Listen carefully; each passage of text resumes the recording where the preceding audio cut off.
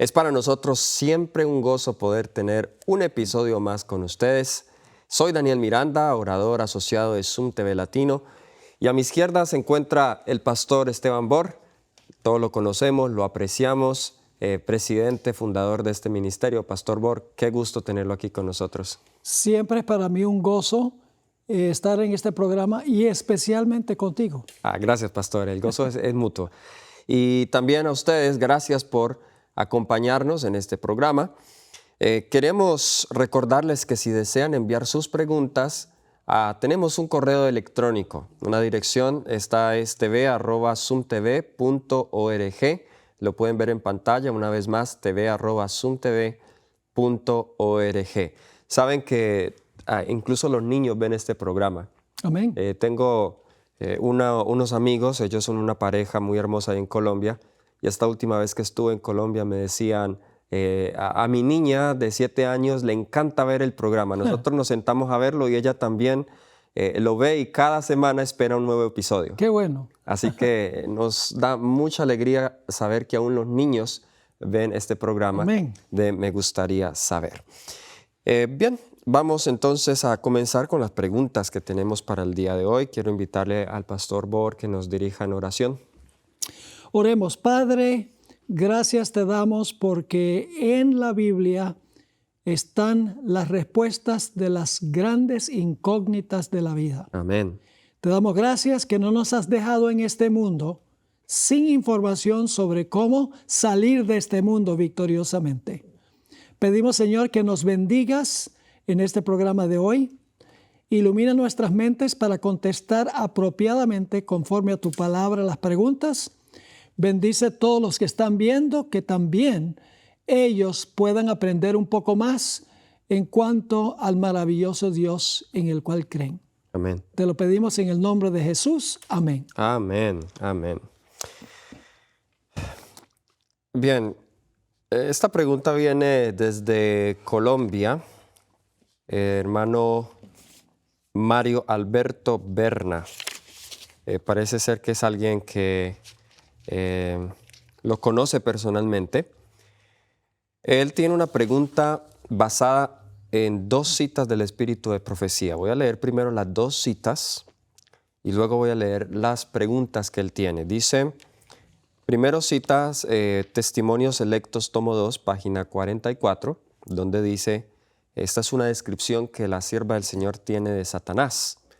Ella dice, su frente es inclinada hacia atrás desde los ojos. Eché de ver que, al cabo de tanto tiempo de envilecerse, todas las buenas cualidades estaban sofocadas y todas las malas en plena actividad. Sus ojos astutos y sagaces denotaban profunda penetración. Su figura era corpulenta, pero las carnes le colgaban flácidas en la cara y en las manos.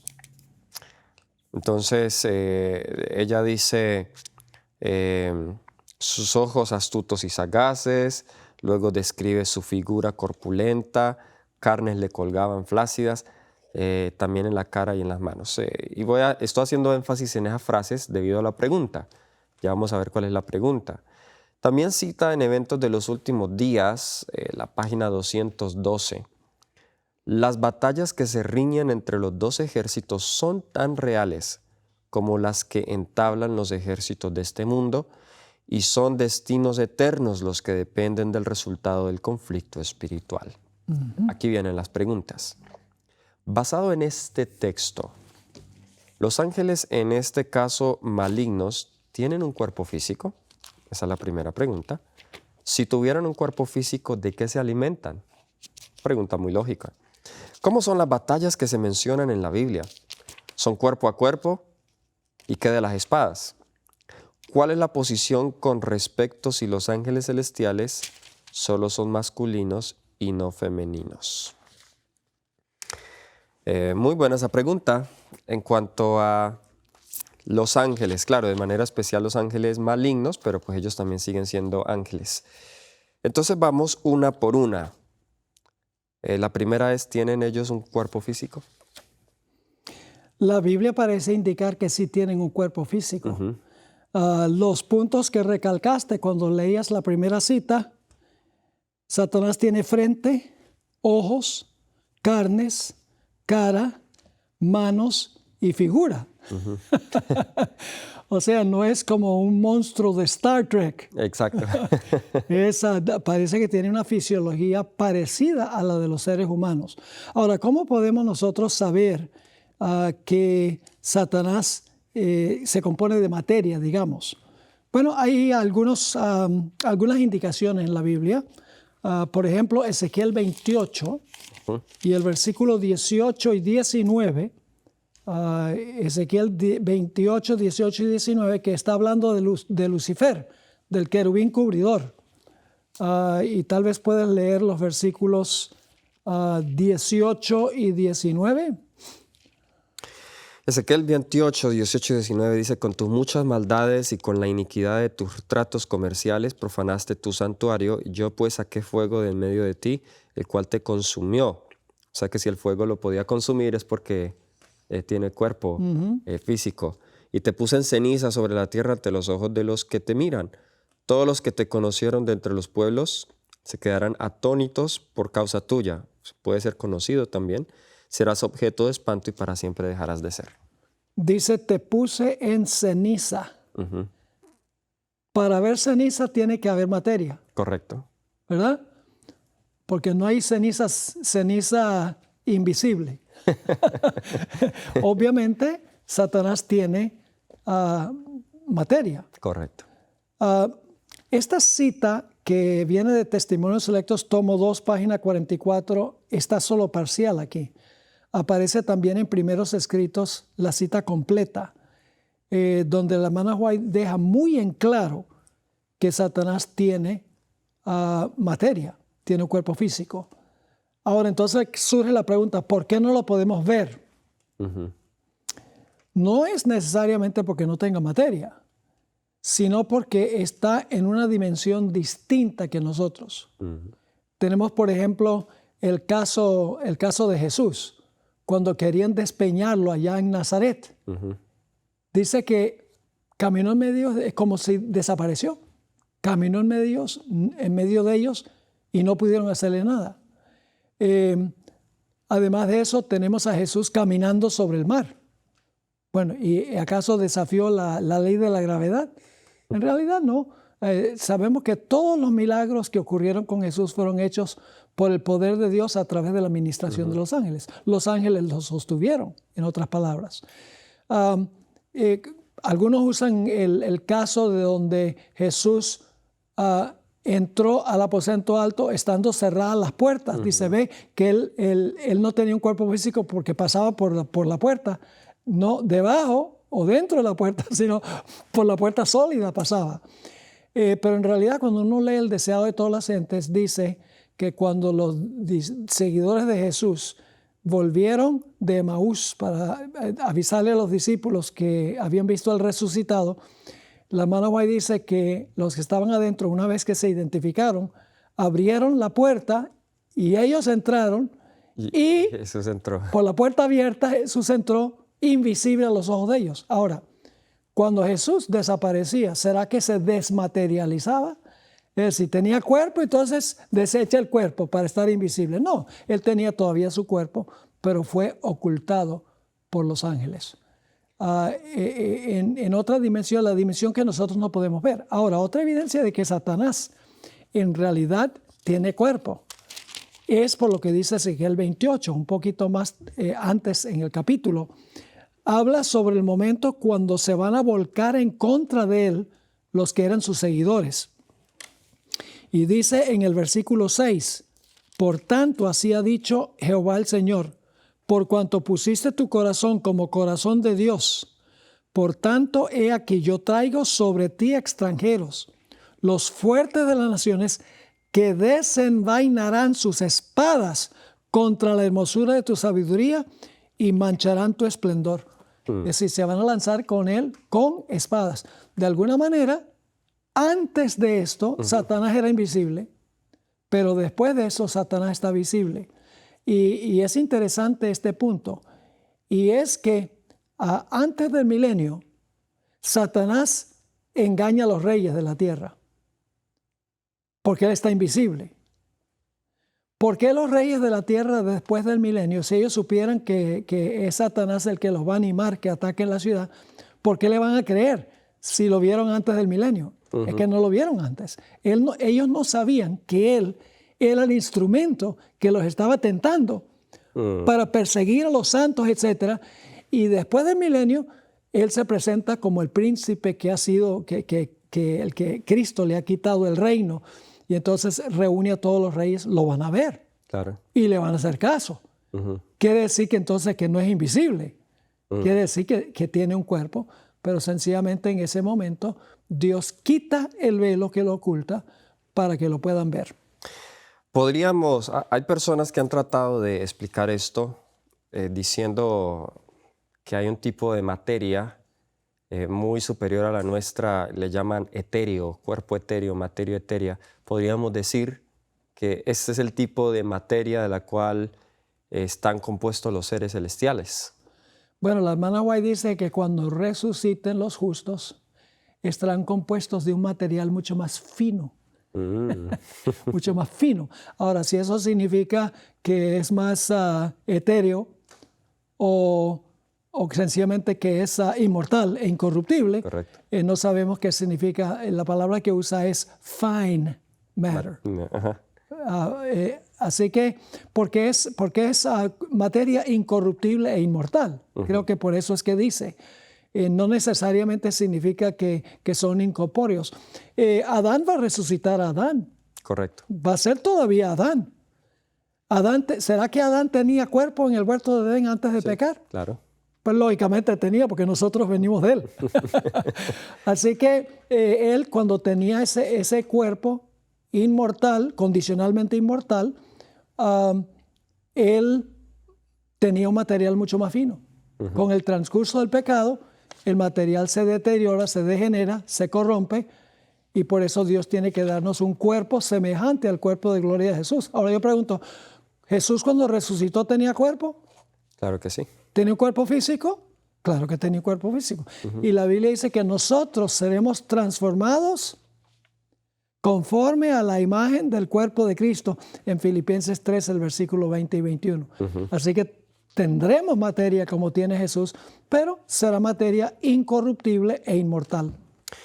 Amén. Entonces, nos dice el hermano, si tienen un cuerpo físico, ¿de qué se alimentan? Bien, pues Dios no necesita alimentarse.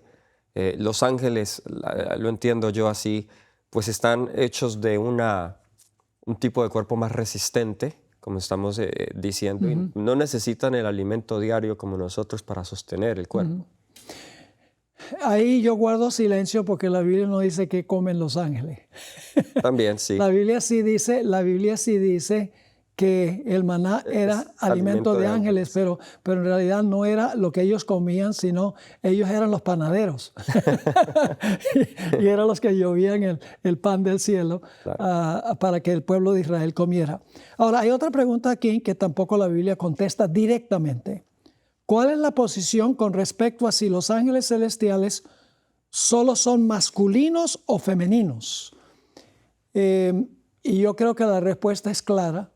En Lucas, el capítulo 20, dice que Dios creó este planeta con un propósito especial. Exacto. La procreación, que exige varón y hembra.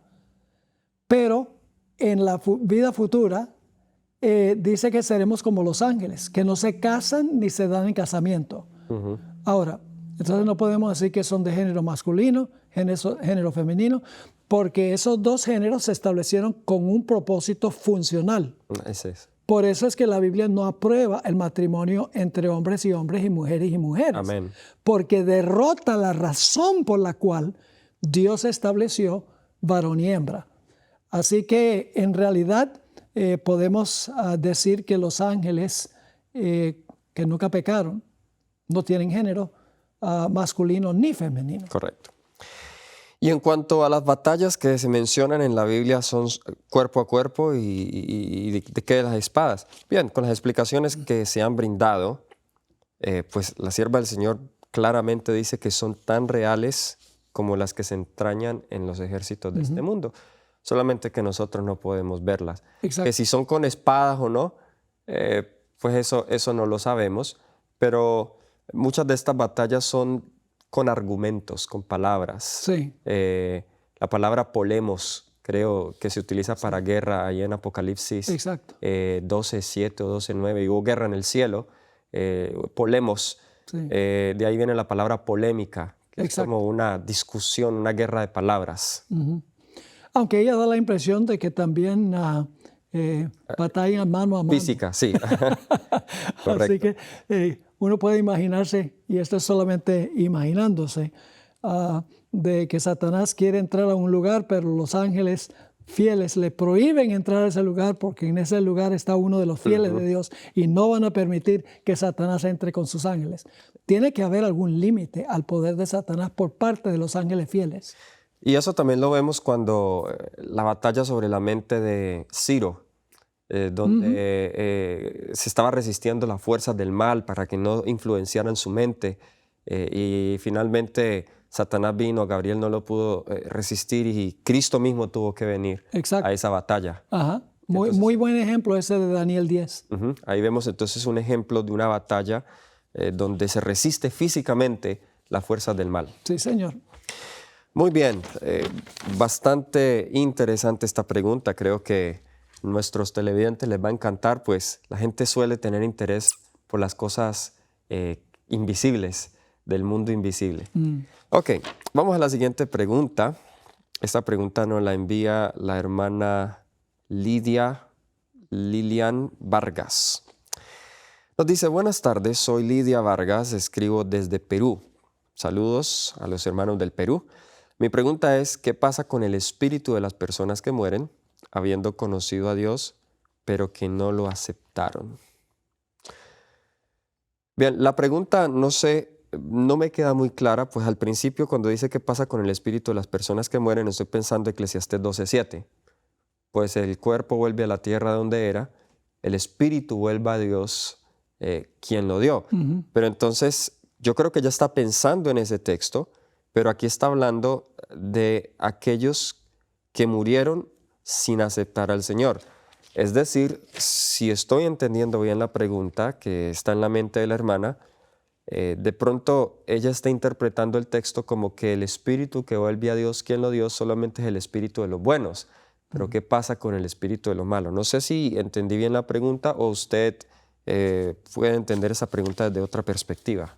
Si la pregunta no está tan clara como para saber cuál era la idea que tenía la persona que está haciendo la pregunta, pero la Biblia dice que el espíritu de los impíos y el espíritu de los justos es el mismo espíritu en términos de respiración. Correcto. O sea, como respiran los justos, respiran los injustos, conforme al aliento que Dios les ha dado. Así que en realidad no hay distinción en términos de la respiración, el poder para respirar. La distinción está en lo que hacen con la vida que Dios les da. Correcto.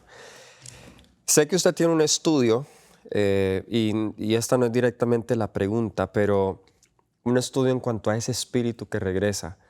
Porque aunque esa palabra espíritu se utiliza para aliento, no se limita al aliento. Cuando yo era niño y me explicaban eso, pues yo me imaginaba que Dios, cuando una persona moría y daba su último respiro, pues Él lo recolectaba y se lo llevaba al cielo. Y cuando la persona resucita, pues le devuelve ese mismo... Abre la cajita y... Le abre la cajita y le echa el aliento allí en la nariz.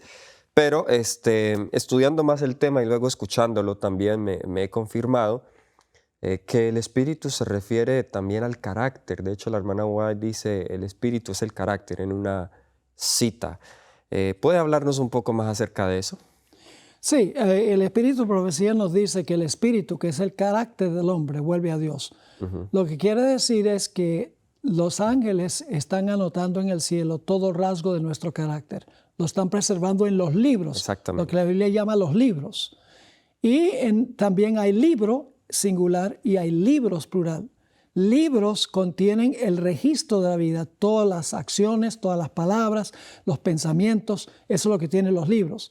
El libro tiene nombres y el libro de la vida tiene los nombres de los que se salvan el libro de la muerte que menciona el Espíritu de Profecía son los que son anotados para destrucción.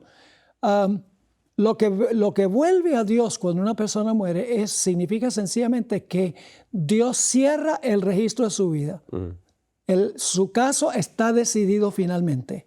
Y cuando Cristo resucite, hablemos de los fieles, resucite a un fiel, no solamente le va a devolver la capacidad de respirar, le va a devolver la identidad Correcto. que Dios preservó en el cielo. Porque imagínate que Dios me diera el aliento de vida con el registro tuyo. Como que no cuadraría. No. Dios devuelve el registro de la vida, y yo creo que Dios, este es mi concepto personal, que Dios conserva un registro electrónico de la persona. Y cuando resucita a la persona, le devuelve la respiración con lo que eran cuando murieron. Creo que en el último capítulo del Conflicto de los Siglos, la hermana White hace alusión a eso en la resurrección de los impíos, donde ella dice que sus pensamientos reanudan en el mismo momento en cuando murieron. Exacto. Entonces, ¿por qué? Pues porque Dios les devuelve ese mismo registro. Su carácter. Su carácter, exactamente. Y en la Biblia encontramos la muerte de la hija de Jairo. Cuando ella muere y Jesús la resucita, dice su espíritu le regresa. Exacto. Y lo primero que Jesús le dice es, dele de comer. Tenía hambre cuando murió. Tenía hambre. Algunos dirán, bueno, entonces, ¿será que uno muerto le da mucha hambre que cuando resucita, pues uno resucita con hambre? No, recuerden, la niña estaba enferma. Y estaba enferma, posiblemente llevaba días sin comer antes de morir. ¿Seguro? Y entonces, aún esos detalles quedan registrados allí tal cual en el último segundo cuando muere. Y al resucitar, pues todo eso se reanuda. Lo bueno es que la resurrección de los justos no van a resucitar con el dolor en que murieron. Correcto. Eso será en el caso de los injustos.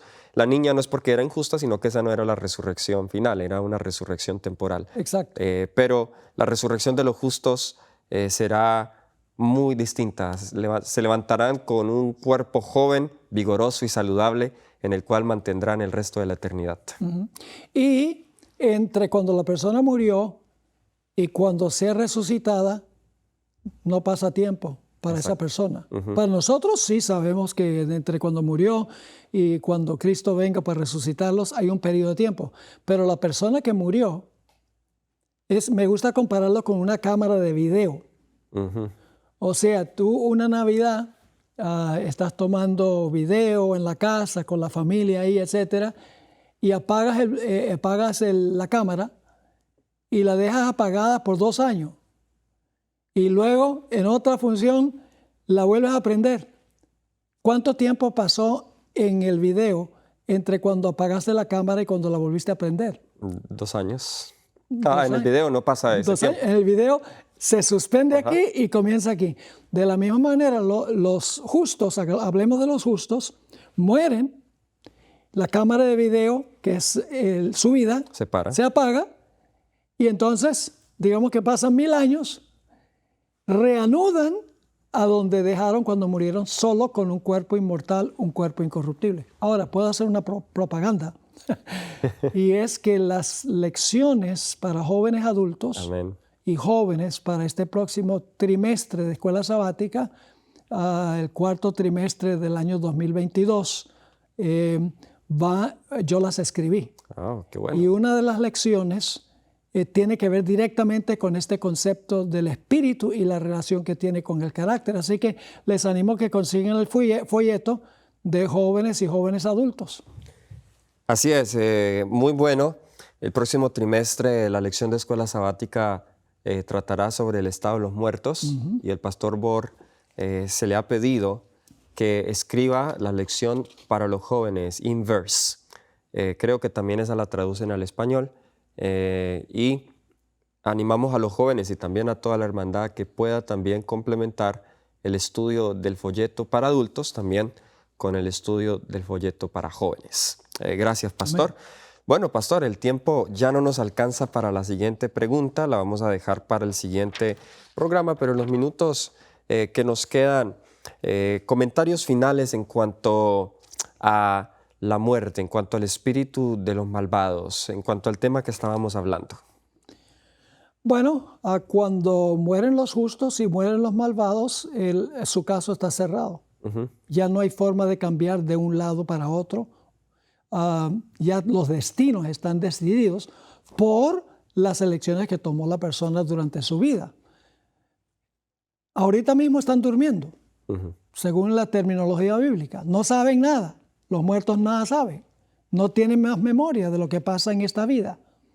Pero cuando venga Jesús por segunda vez, Él va a despertar a los justos, les va a devolver el aliento de vida junto con su biografía que Dios preservó en el cielo, y les va a dar un cuerpo inmortal, incorruptible, un cuerpo que no va a sentir nunca más los efectos del pecado. Amén. Los impíos después del milenio, también Dios les va a devolver la capacidad de respirar, les va a devolver el registro que Dios guardó durante el periodo de la muerte, les va a devolver su identidad personal, y ellos van a ser tan malos como fueron cuando murieron, y van a prepararse para atacar la ciudad, pero luego fuego va a descender del cielo y los va a consumir, según Apocalipsis 20. Así es.